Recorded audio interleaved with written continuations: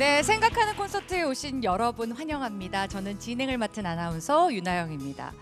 자, 요즘 뉴스를 보면요, 참 무서운 얘기들이 많이 나와요. 환경 호르몬의 습격, 어디에서 어떤 유해 물질이 검출됐다더라, 플라스틱이 여기에도 쓰인다더라. 아, 불안할 때가 한두 번이 아닌데요. 어떤 정보를 어디까지 믿어야 할까요? 또 우리 가족의 건강을 지키기 위해서 어떻게 해야 할까요? 그래서 오늘은 알아두면 참 좋을 환경에 대한 이야기 준비했습니다. 나도 살고 가족도 지키고 지구도 지키는 친환경 라이프. 오늘 첫 번째 강연자는요, 좀 특이한 이력을 가지고 계신 분입니다. 2010년 국내 최연소 남자 교수로 등용을 해서요, 이제 나이뿐만이 아니라 어디에서도 잘 알려주지 않는 유해 화학 물질에 대해서 거침없는 입담으로 설파해주고 계신 분입니다. 상명대학교 화학에너지공학과 강상욱 교수님을 여러분 큰 박수로 맞아주세요.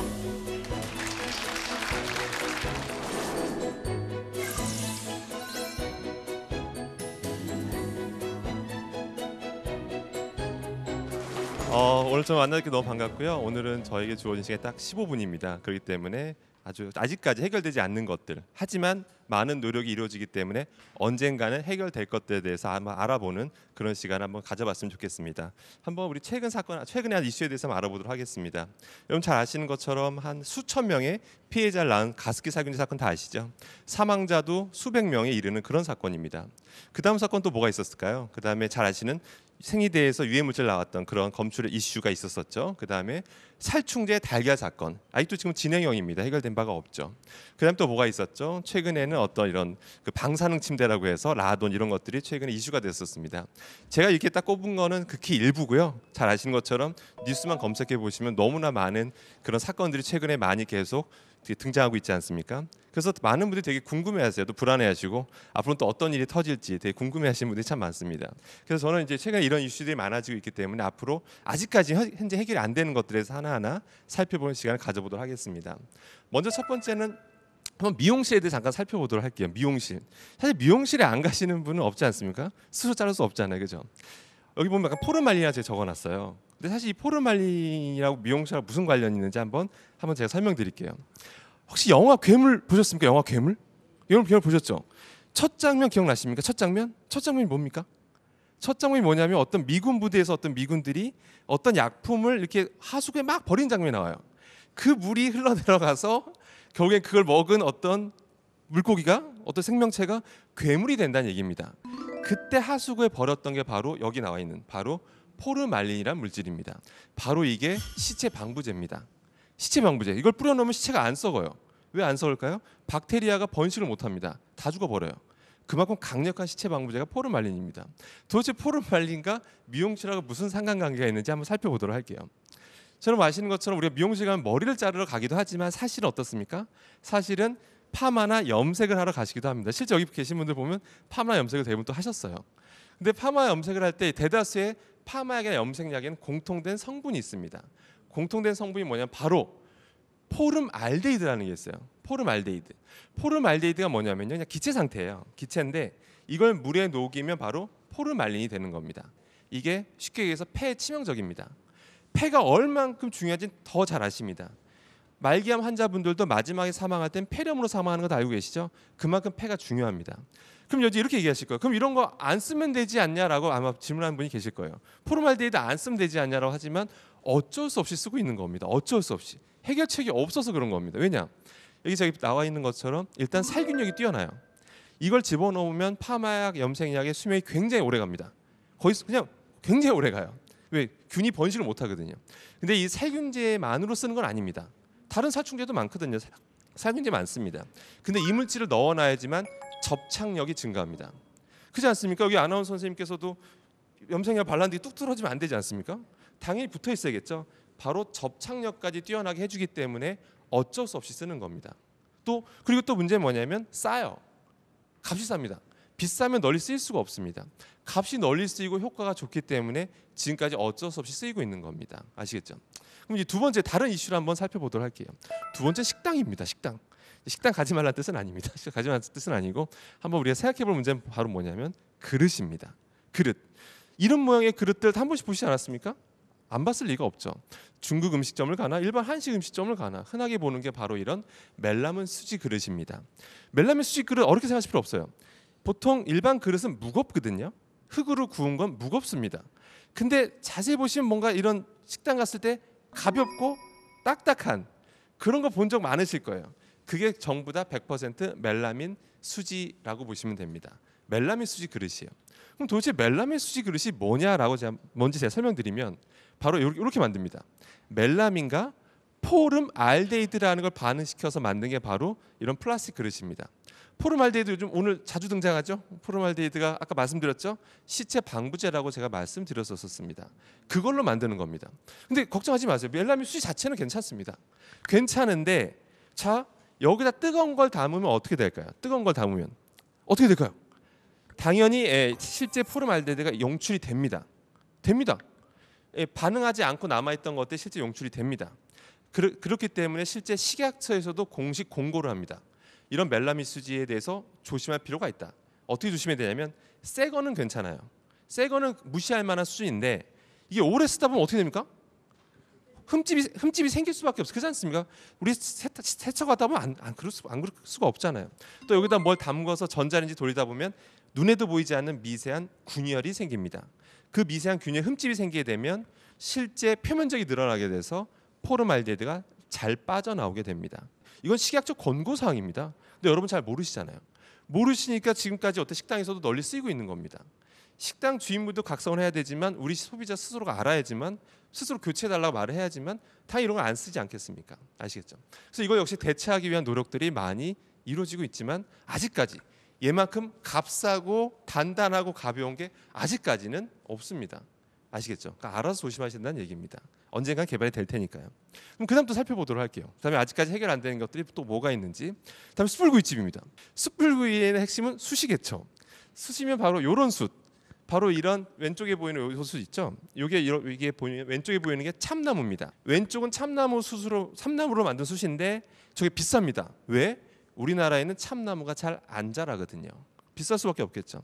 그래서 어떻게 하냐면 바로 오른쪽 거 씁니다. 오른쪽 게 뭐냐면 그냥 나무 썩은 폐목재 있죠. 폐목재에다가 화학약품을 넣어서 버무리면 바로 오른쪽 같은 합성 저런 숯이 만들어지는 겁니다. 다 자세히 보면 다 오른쪽입니다. 왜?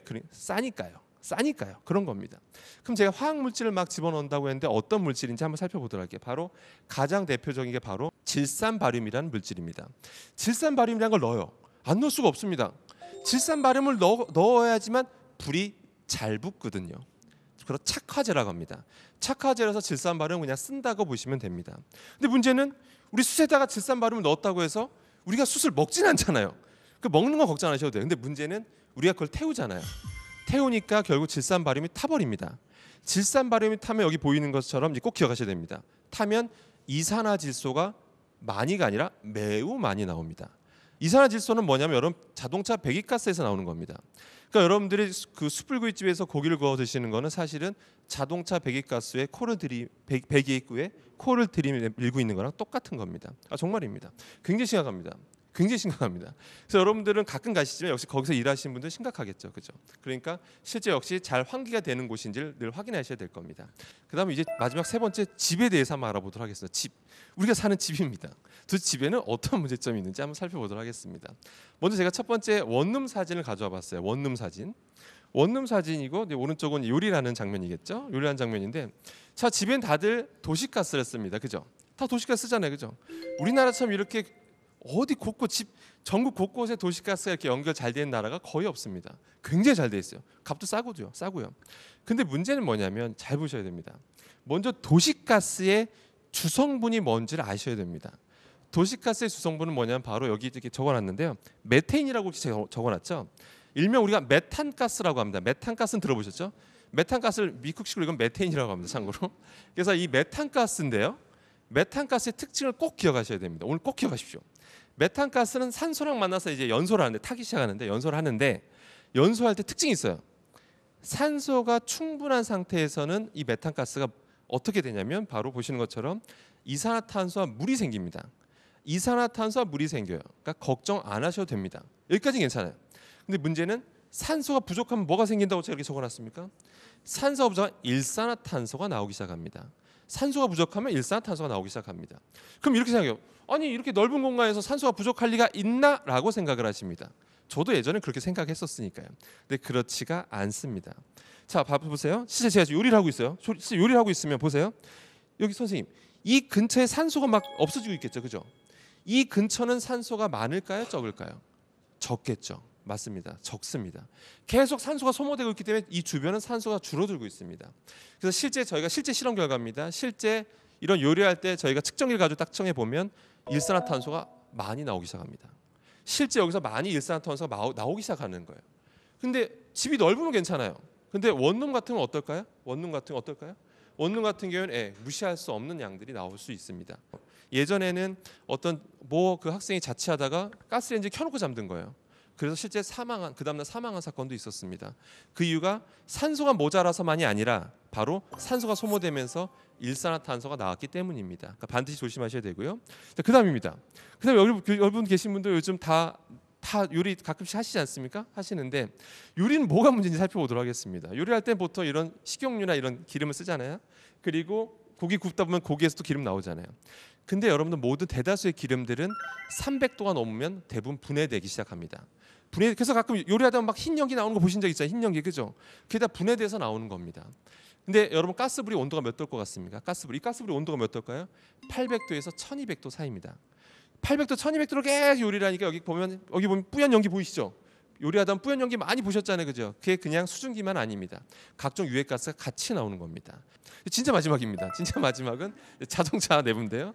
아마 자동차 다들 타고 계시고 또 운전하시기도 하시지 않습니까? 그러면 이런 워셔액을 쓸 수밖에 없죠. 다 워셔액 쓰시잖아요.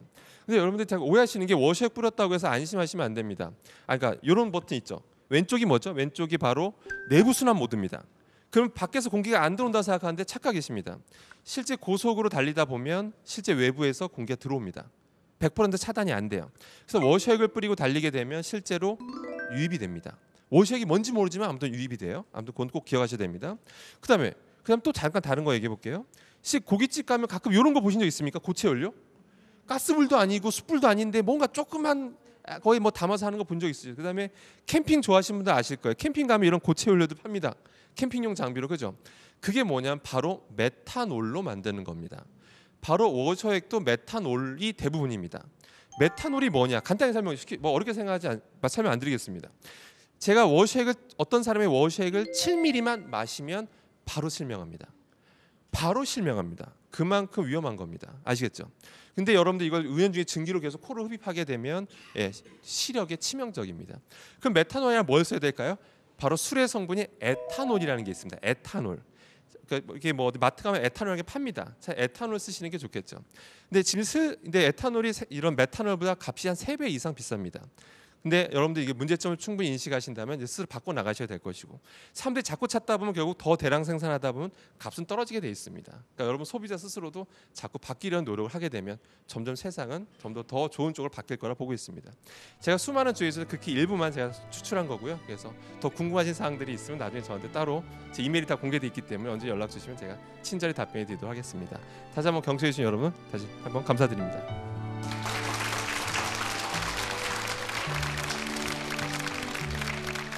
네, 강상욱 교수님의 강의를 듣다 보니까요, 안심이 되는 게 아니라 조금 무섭습니다.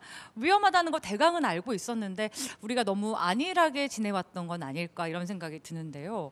오늘 얘기해 주신 거 외에도 우리 실생활에서 노출되는 유해 화학 물질이 여러분 놀라지 마세요. 무려 2,700여 종에 육박한다고 합니다. 화학 물질을 삶에서 완전하게 배제할 수는 없지만 그래도 최소한의 알 권리, 가족의 건강을 위해서 알 필요는 있을 것 같습니다. 자, 두 번째 강의 듣기 전에요, 제가 여러분께 문제 하나 드릴게요. 20세기 최고의 발명품으로 꼽히는 이것은 무엇일까요? 바로 맞추셨네요. 네, 맞습니다. 가볍고 질겨서 최고의 히트작으로도 꼽히는 바로 플라스틱인데요. 이 플라스틱이 안 쓰이는 곳이 없기 때문에 거의 인류의 생명에 위협에 이르기까지 한다고 합니다. 2016년부터 3년 동안 세계에서 가장 영향력 있는 과학자 상위 1%의 이름을 올린 이분께 한번 여쭤보도록 하겠습니다. 서울시립대 환경공학부 최진희 교수님을 여러분의 따뜻한 박수로 맞아주세요.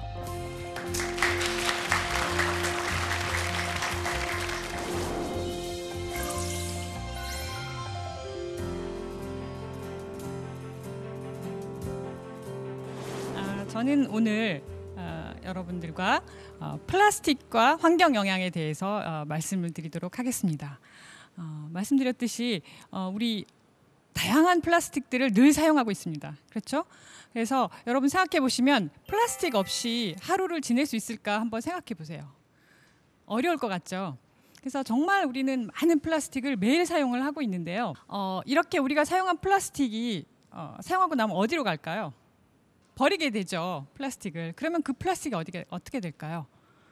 요즘 여러분 미세 플라스틱이라고 들어보셨나요? 많이 들어보셨죠?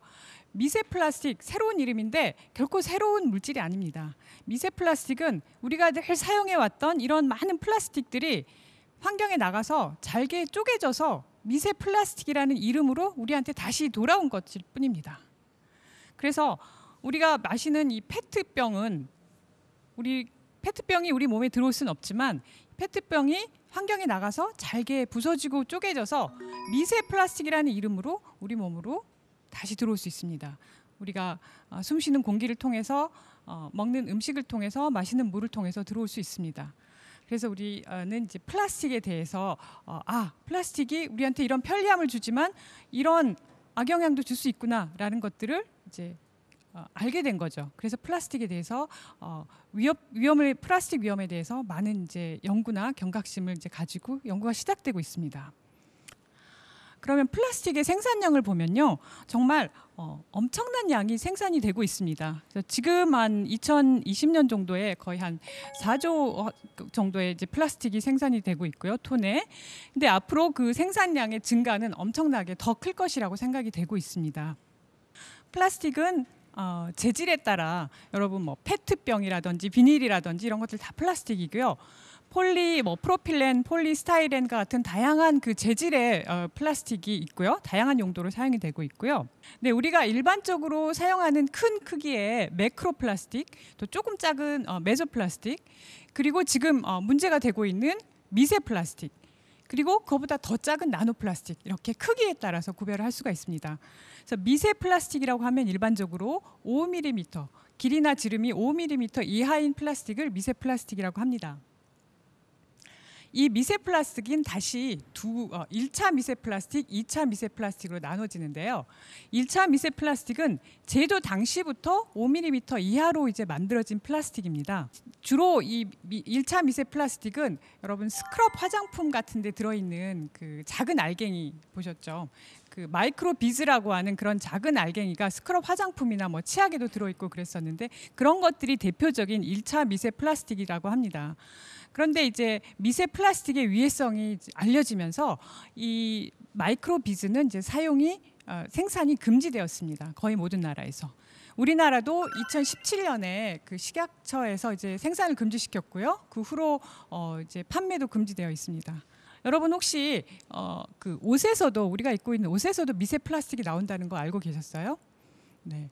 우리 다양한 합성 섬유, 나일론과 같은 합성 섬유 옷을 입고 다니잖아요. 그 합성 섬유에도 미세 섬유가 들어 있고요. 그 미세 섬유가 미세 플라스틱의 한 종류입니다. 그래서 이 합성 섬유 옷을 세탁할 때 엄청난 양의 미세 섬유가 나오게 되고요. 그게 이제 강이나 바다로 흘러가게 되는 거죠. 우리가 지금 버리고 있는 폐기되고 있는 플라스틱의 많은 부분이 이제 해양으로 들어가게 됩니다. 그래서 실제적으로 해양에 들어간 플라스틱의 그 개수를 2015년에 나온 논문의 경우에 개수가 한 50조 개 정도의 미세 플라스틱 조각들이 전 지구의 해양에 떠다니고 있다라고 하는 이제 그 보고가 된 적이 있습니다. 그래서 여러분 혹시 그 태평양 한가운데 쓰레기 섬이 있다, 플라스틱 섬이 있다, 그런 얘기 들어보셨나요? 네, 들어보셨죠? 이게 버려진 플라스틱들이 모이고 해서 엄청나게 큰 섬을 이루는 거예요. 그래서 그 섬이 그 크기가 한 우리나라의 남한의 한 10배 이상, 15배 정도 되는 크기의 그 섬이 발견됐다고 해요. 그런데 그 크기가 점점 더 커지고 있다고 합니다. 여러분 혹시 이런 사진 보시거나 이런 기사 보신 적 있으시죠? 고래 뱃속에서 플라스틱이 1000개가 나왔다. 그래서 이게 고래 뱃속인지 쓰레기 하치장인지 모르겠다라고 하는 기사가 있었고, 또 바다 새에서 그 쓰레기들이 많이 발견되었다. 이런 것들도 많이 기사를 보신 적이 있으실 거예요. 이런 것들이 바로 이제 해양에 있는 해양 생물들이 이 쓰레기를 먹이로 오인하고 먹어서 영양실조가 걸리게 되고 그렇게 돼서 번식도 못하게 되고 그래서 결국 폐사하게 되는 그런 그 해양 생물에 의한 사고가 많이 보고가 되고 있습니다. 정말 끔찍한 일이죠. 그런데 그럼 여러분 우리나라의 미세 플라스틱 오염은 어느 정도 됐을 거라고 생각을 하세요? 영국의 대학에서 맨체스터 대학에서 2014년에 네이처 지오사이언스에 이제 논문을 발표했는데요. 그 연구진이 전 세계의 그 해안이나 이런 데서 미세 플라스틱의 오염이 어느 정도 됐는지를 모니터링을 했습니다. 모니터링을 했는데 그 중에 우리나라가 2위와 3위를 차지했습니다. 그래서 첫 번째가 그 영국에 있는 어떤 강이고요. 그다음 두 번째가 인천 앞바다. 세 번째가 낙동강 하구원입니다. 이처럼 우리나라의 그 해양 오염의 그 플라스틱으로 인한 해양 오염의 그 실태는 굉장히 전 세계적으로 봤을 때도 높은 수준입니다. 그런데 이 미세 플라스틱으로 인한 그런 문제가 그 해양 오염에만 국한된 것은 아닌 것 같습니다. 바닷가에 그 해양에 그런 그 플라스틱, 미세 플라스틱들은 바다에 있는 생물들이 먹게 됩니다. 플랑크톤들이 먹게 되고 그것을 또 그 물고기가 먹게 되고 이렇게 되면서 먹이 사슬이라고 하는 것을 통해서 이제 결국 우리 식탁으로 되돌아오게 됩니다. 그래서 해양 오염으로 인한 플라스틱 오염은 해양 오염뿐만 아니라 이제 인체에까지도 우리 몸에까지도 영향을 미칠 수 있는 그런 이제 상태가 된 것이죠. 여러분 이런 기사 보신 적 있으시죠? 네. 작년에 나온 뉴스인데요. 이제 생수나 해산물이나 천일염에서 이제 미세 플라스틱이 검출이 됐다라고 하는 기사입니다. 그래서 이런 걸 보게 되면 우리가 매일 마시는 물이나 음식이나 이런 소금에서 미세 플라스틱이 검출이 되니 당연히 우리 몸에도 플라스틱이 들어올 수가 있는 거죠. 그렇죠?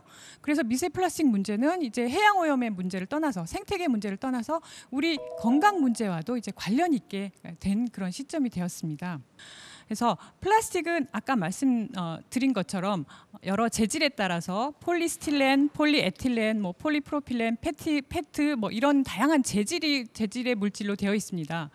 그런데 이 재질이 단일 물질이 아닙니다. 다양한 첨가물을 넣고 또 그래서 그 물질 자체가 굉장히 복합 물질인데 이 미세 플라스틱, 이 플라스틱이 아까 환경에 나가면 아까 말씀드린 것처럼 환경에 나가면 잘게 쪼개진다고 했잖아요. 그래서 미세 플라스틱이 된다고 말씀드렸잖아요. 그렇기 때문에 이제 미세 플라스틱이 환경에 나가서 거기에 있는 이런 오염 물질들을 막 끌어당깁니다. 흡착을 시킵니다. 오염 물질들을 흡착을 시켜서 또 복잡하게 만들고요. 그다음에 이게 어떤 특정 조건이 되면 이런 오염 물질들을 밖으로 내보냅니다. 탈착을 시킵니다. 탈착을 시켜서 오염 물질들을 끌어당기기도 하고 내보내기도 하고요. 그다음에 아까 말씀드린 다양한 그 첨가제 있잖아요. 플라스틱을 만들 때 안에 들어있었던 첨가제들이 특정 조건에서는 막 나오기도 합니다. 이렇게 침출돼서 막 나옵니다. 그래서 플라스틱은 굉장히 복합적인 그 화학 물질에 들어오고 나가고 침출시키고 하는 것들을 매개하는 매개체 역할을 하게 됩니다. 그런데 플라스틱에서 이렇게 침출돼서 나오는 물질들이 어떤 물질이냐 되면 보통 여러분 비스페놀 A 들어보셨나요? 네, 많이 들어보셨죠. 그래서 비스페놀 A라든지 어떤 프탈레이트라든지 하는 그런 그 주로 우리가 환경 호르몬 할 때 들었던 환경 호르몬성 물질들이 플라스틱 안에 많이 첨가제로 들어가 있습니다. 그런데 그것들이 이제 어떤 조건에서 막 나오게 되는 거죠. 그래서 플라스틱에 의한 그 인체 유해성, 플라스틱에 의한 그런 건강 영향은 환경 호르몬에 의한 건강 영향과 유사할 수 있습니다. 그래서 환경 호르몬에 대한 영향은 많이 알려져 있습니다. 그렇죠? 여러분 많이 들어보셨죠? 어떤 거 들어보셨나요? 뭐 남성의 정자수 감소라든지 불임 증가라든지 그런 생식계 관련된 질환을 환경 호르몬이 유발을 하고 또 최근에는 갑상선 질환과도 관련 있고 또 당뇨병과 같은 그런 대사 질환도 관련 있고 또 정신계 관련된 신경계 질환에도 환경 호르몬이 관련돼 있다라고 하는 과학적인 증거들이 계속 나오고 있습니다. 환경 호르몬이 특히 무서운 이유가 이제 저농도라도 지속적으로 노출이 됐을 때 영향을 줄 수 있습니다. 그래서 그 부분에 대해서 이제 가장 이제 대표적인 그 책이 1996년에 미국에서 나온 우리들의 도둑맞은 미래라고 하는 책이 있습니다.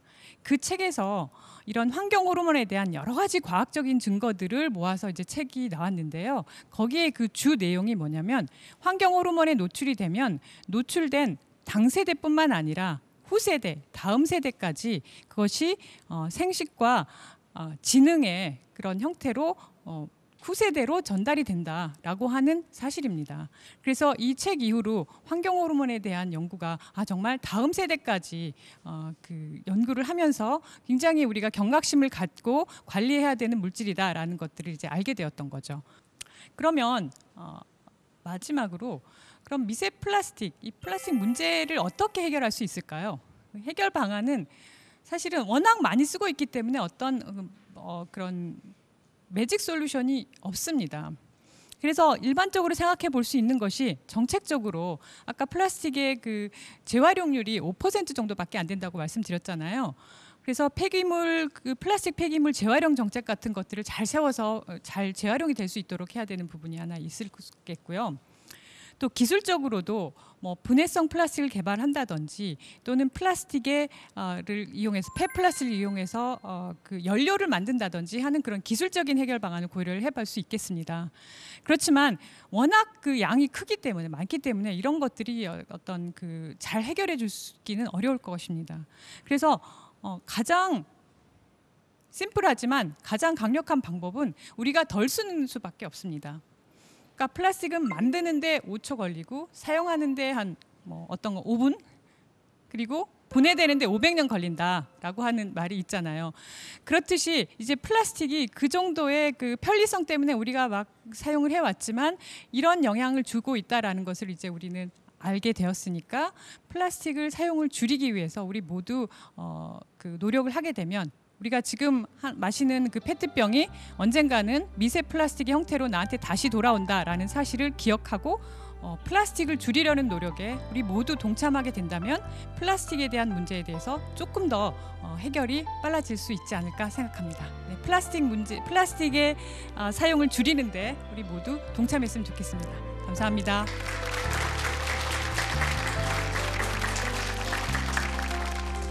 네, 공교롭게도 지난주에 제가 한 기사의 사진을 봤던 게 생각이 났어요. 한 바다의 한 어미새가 아기새에게 그 플라스틱을 먹이로 오인해서 그 부리로 먹이를 주고 있는 장면이었는데 참 인간으로서 미안하기도 하고 씁쓸하기도 하고 여러 가지 생각이 들더라고요. 그런데 이게 비단 해양 생물만의 얘기일까요? 아니죠. 지금 얘기 쭉 듣다 보니까 우리가 과연 플라스틱 없이 살 수 있는 날이 오기는 올까 이런 생각이 드는데 2050년이면요 바다의 물고기보다 플라스틱 쓰레기가 더 많아지는 그런 날이 올 거다라는 전망도 나오고 있습니다. 우리의 자녀와 뒷세대까지 생각을 한다면 우리 반드시 플라스틱 줄이는 노력을 해야만 하겠다 이런 생각이 들었습니다. 그 플라스틱이 돌고 돌아 결국은 우리에게 돌아온다는 사실 머릿속에 오늘만큼은 좀 각인하셨으면 좋겠습니다. 자, 지금까지 두 분의 강의 들어보셨는데요. 어떠셨나요? 유익하셨나요?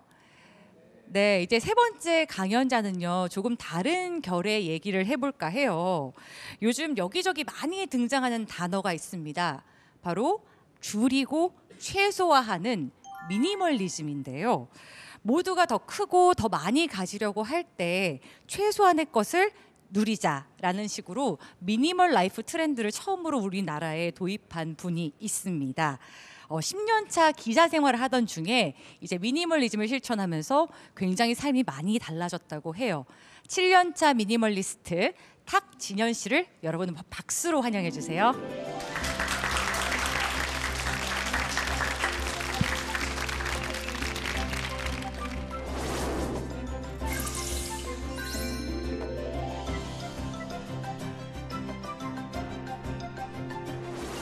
저는 가장 단순한 것의 힘의 작가이기도 하고요. 심플리 매거진의 편집장이기도 합니다. 사람들은 종종 저를 미니멀리스트라고 부르기도 해요. 단어 그대로 최소한만 가지고 사는 사람이라는 뜻인데요. 저는 물건만이 아니라 할 일, 음식, 생각 여러 가지를 줄이려고 노력하면서 살고 있습니다. 이런 저는 왜 미니멀리스트가 됐을까 혹시 궁금하시다면 제 이야기를 한번 들어봐 주셨으면 좋겠습니다. 제 이야기를 하려면요. 약 7년 전 2012년도에 제 방으로 이 시간과 공간을 일단 점프해서 가야 돼요. 네, 2012년도에 제 방입니다. 저는 그 당시에 깊은 슬럼프에 빠져 있을 때였어요. 할 일이 너무 많아서 주말에도 쉴 틈 없이 일을 했었고요. 그리고 직장 내 스트레스 그리고 개인적으로 스트레스가 너무 심해서 도저히 헤어나올 수가 없더라고요. 제가 그때 30 남짓의 인생에서 가장 힘든 때라고 느끼던 때였습니다. 어느 날 다른 때와 다름없이 제가 회사에서 퇴근을 해서 침대에 이렇게 우두커니 앉아 있을 때였어요. 제 발이에요. 네. 이렇게 우두커니 앉아 있는데 문득 그런 생각이 드는 거예요. 머릿속이 너무 복잡한데 내 방도 너무 복잡하네. 제가 이런 방을 보다가 여기 이 사진에는 보이지 않지만 이 창문 옆에 베란다가 또 있어요. 이 베란다로 시선을 제가 돌렸습니다. 그 베란다에 뭐가 있었냐면 제가 거의 10년 동안 쌓아둔 그 서류 뭉치들이 라면 박스 7개에 꽉꽉꽉꽉 채워져서 있었어요. 그 박스에 있는 서류들을 하나씩 살펴봤어요. 대학교 때 레포트부터 제가 직장생활 10년 동안 쌓아둔 서류들이 있었는데 생각해 보니까 제가 지난 10년 동안도 그것들을 다시 찾은 적도 없었고 그리고 지금 당장에 내가 너무 힘들어 죽겠는데 지금 나한테 도움되는 것도 하나도 없었더라고요. 그래서 제가 그날 아침부터 저녁까지 하루 종일 서류를 손에 올려놓고 하나하나 보면서 모조리 싹 비워냈습니다. 제가 그렇게 텅 빈 베란다를 본 순간의 감정이 저는 지금도 너무나 생생해요. 와, 그 10년 동안 쌓인 채증이 한 번에 싹 날아가는 느낌이었어요. 네, 정말 너무너무 홀가분했고 그런 감정을 저는 태어나서 처음 느꼈거든요. 그 너무 강력한 감정을 잊을 수가 없어서 제가 그 다음 날부터 집안에 있는 물건들을 하나씩 비우기 시작을 합니다. 그런데 참 신기했어요. 제가 그런 과거 예전에 이렇게 썼던 그런 과거의 물건들을 비워낼수록 제 지난 집착이나 후회 같은 감정들도 같이 덜어지는 것 같은 거예요. 그래서 비우면 비울수록 점점 제 마음이 너무 홀가분해지더라는 겁니다. 제가 그러면서 이런 과정들을 거치면서 제가 물건에 대한 오해와 진실 한 가지를 알게 됐습니다. 그게 뭐였냐면 행복은 물건에 달린 게 아니라는 거였어요. 지난날의 저를 생각해 보면 스트레스를 받아서 물건들을 이렇게 사들였어요. 그런데 물건이 주는 행복은 길어야 일주일을 넘지 않더라고요.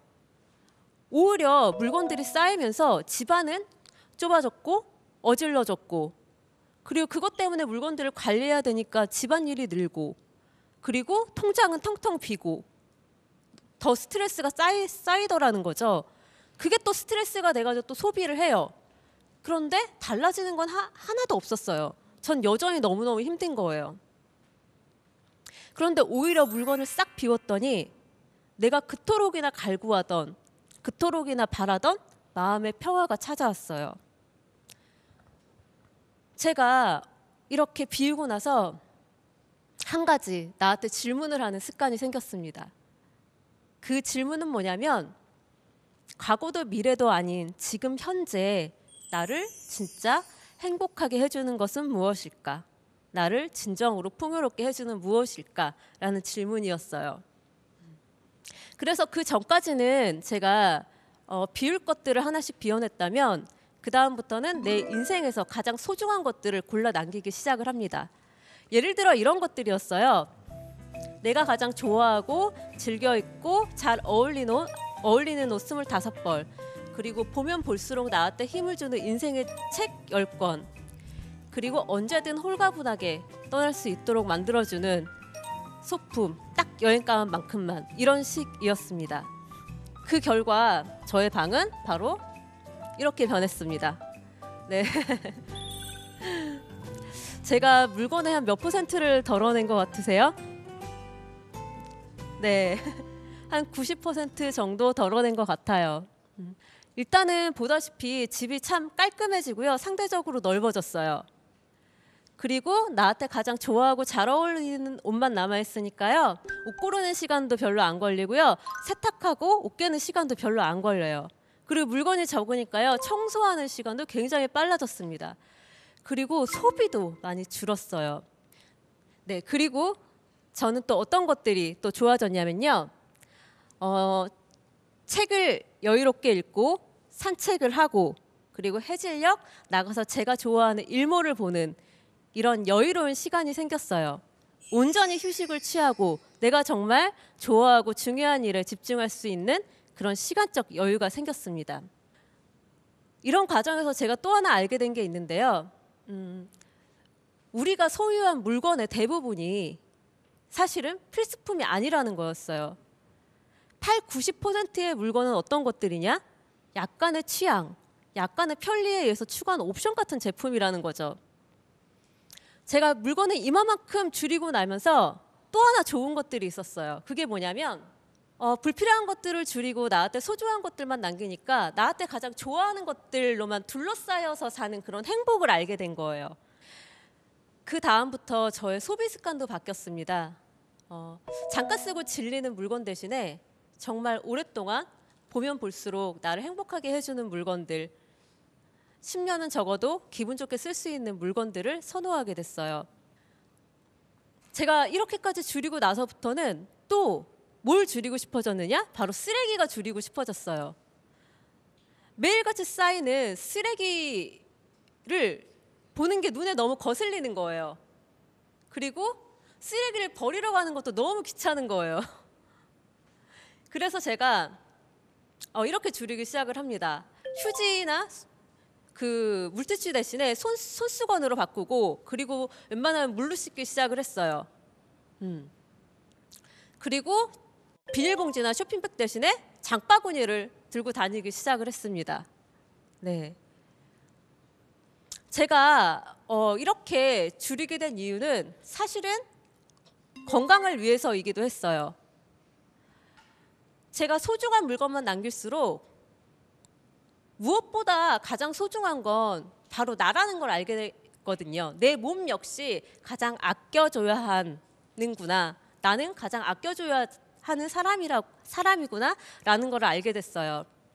그래서 화학물질 아니면 환경호르몬 이런 것들이 내 몸에 닿게 하고 싶지가 않았어요. 제가 그러고 나서 한 가지를 또 알게 된 게 있는데 그게 뭐냐면 내가 그 전에 그토록이나 힘들어하고 내가 괴로워했던 이유를 조금 알게 될 것 같았어요.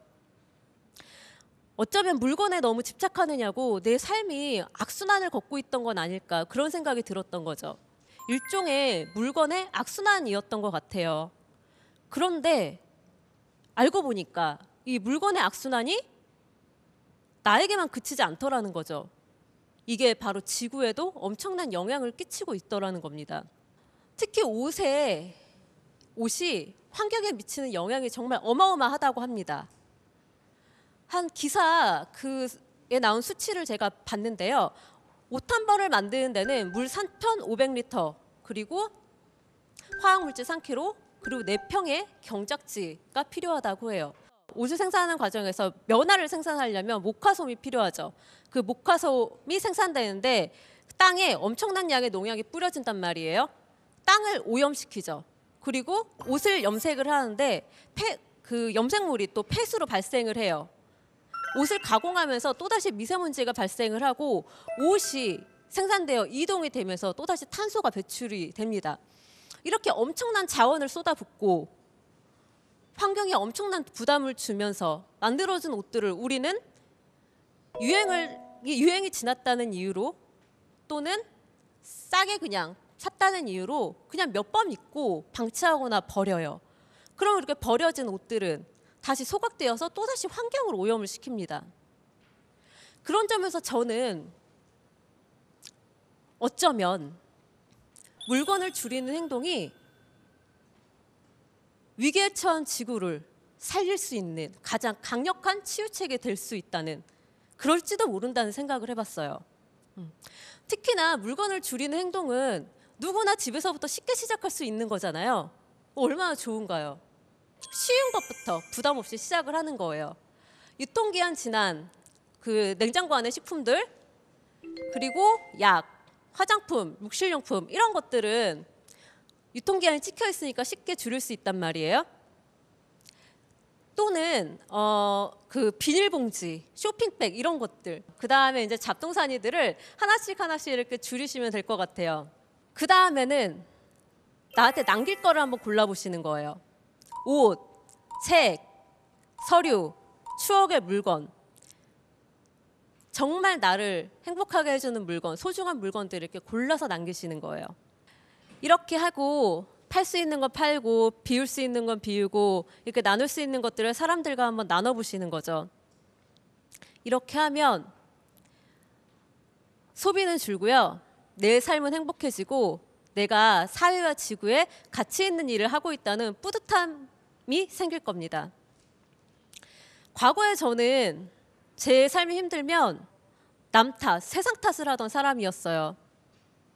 하지만 나와 세상의 작은 변화는 정말 나로부터 시작된다는 것을 저는 물건을 줄이면서 배웠습니다. 그러니까 거창한 의미 부여는 하지 않아도 괜찮아요. 일단은 나의 행복을 위해서 물건 줄이기를 한번 시작해 보셨으면 좋겠어요. 내가 가장 소중히 여기는 것들과 함께하기 위해서, 또는 잿빛 하늘이 아닌 아름다운 일몰을 보기 위해서 말입니다. 오늘 강연은 여기까지입니다. 감사합니다.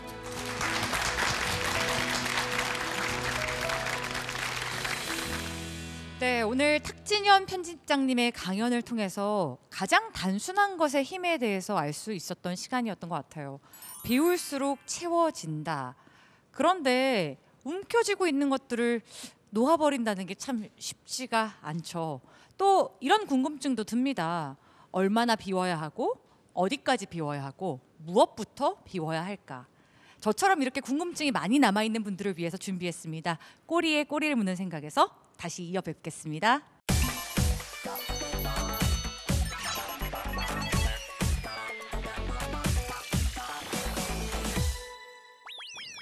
네, 오늘 방청해주신 분들의 궁금증을 저희가 미리 받아서 키워드로 한번 정리해봤는데요. 어떤 질문이 가장 많았는지 한번 살펴볼까요? 네, 가장 중앙에 눈에 띄는 게 환기입니다. 혹시 환기를 주제로 질문해주신 분? 아, 예, 앞에 계신 여성분 어떤 질문이었나요? 저기 집안에서 미세먼지가 심한 날 요리를 할 때 문을 닫아놓잖아요. 그럼 냄새가 아주 심한데 그때 환기를 시켜야 되는지 궁금해서 질문했습니다. 네, 굉장히 좋은 질문이시고요. 굉장히 많이 또 제가 질문받는 내용입니다. 사실은 이게 그 미세먼지와 유해가스를 조금 구별해서 생각하셔야 되는 게, 우리가 이제 공기청정기만 믿고 모든 것이 다 미세먼지든 유해가스가 다 처리될 거라고 이제 믿는 경우가 있는데요. 사실 유해가스에 대해서는 너무 이렇게 신뢰하시면 안 됩니다. 물론 일부 기체는 처리해주는 공기청정 기능이 있지만, 사실은 그런 워낙 사이즈가 작기 때문에 그런 유해 기체들은 이런 공기청정 내에 붙어 있다가 다시 서재에 빠져나오거든요. 그런 기체들도 많습니다. 그렇기 때문에 미세먼지가 심하시더라도 요리를 이제 좀 오랫동안 하시는 경우라면, 뭐 고기도 굽고 뭐 찌개도 끓이고 뭐 이런 상황이라면 그래도 한 번은 창문을 여시는 게 좋습니다. 그럼 이제 미세먼지가 많이 들어오겠죠. 들어왔을 때 그때는 이제 공기청정기에 의존하시는 게 제일 좋습니다. 만약 공기청정기가 없다면 좀 얘기가 달라지는데요. 그러면 창문을 조금만 연다든지 뭐 이런 식으로 좀 약간 좀 대처 방안을 생각하시는 게 좋겠습니다. 환기를 아예 안 할 수는 없다, 이런 말씀이시죠? 하시는 게 좋습니다. 예, 알겠습니다. 자, 다음 키워드 살펴볼게요. 플라스틱이 눈에 띄네요. 제가 질문 한번 드리겠습니다. 이 플라스틱이라는 게 안 좋은 건 알겠는데 우리가 안 쓸 수는 없잖아요. 이걸 대체할 만한 물질 대체 언제쯤이면 개발이 될 수 있을까요? 최진희 교수님.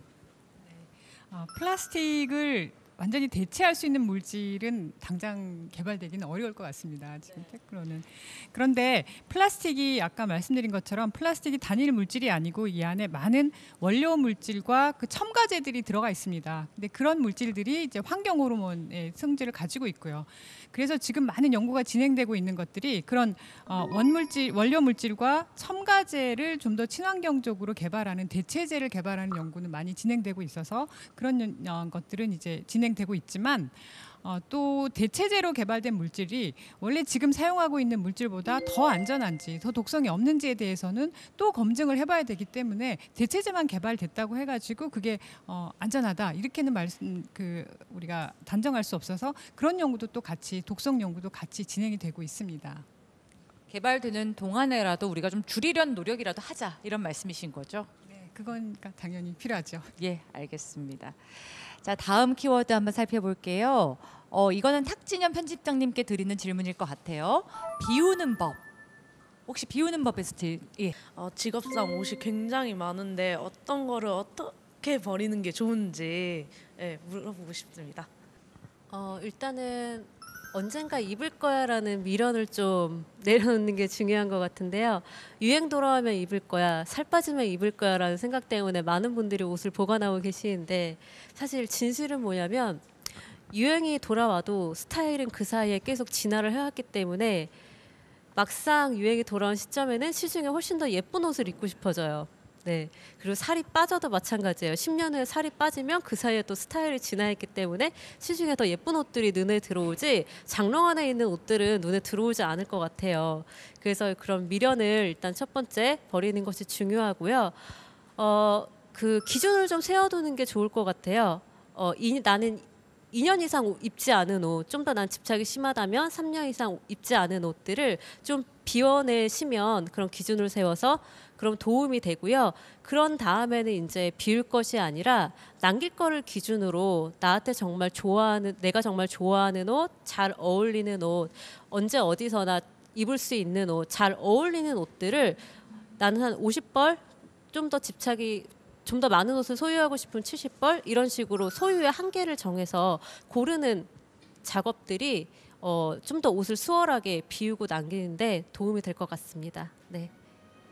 네, 오늘 함께한 이 시간 어떠셨나요? 저도 요즘 쇼핑을 하거나 뭐 음식을 살 때 이 문구만 좀 눈여겨보게 되더라고요. 바로 친환경인데요. 과연 어떤 성분이 들어있는지 제대로 보진 않아도 이 문구가 보이면 그렇게 안심이 되더라고요. 그런데 친환경 좋기는 좋은데 물건만 친환경을 고집할 게 아니라 우리의 라이프 스타일도 좀 친환경으로 바꿔보면 어떨까 싶습니다. 자, 여러분의 친환경 라이프 스타일을 응원하면서 생각하는 콘서트 오늘 여기에서 마치도록 하겠습니다. 함께해 주신 여러분 고맙습니다.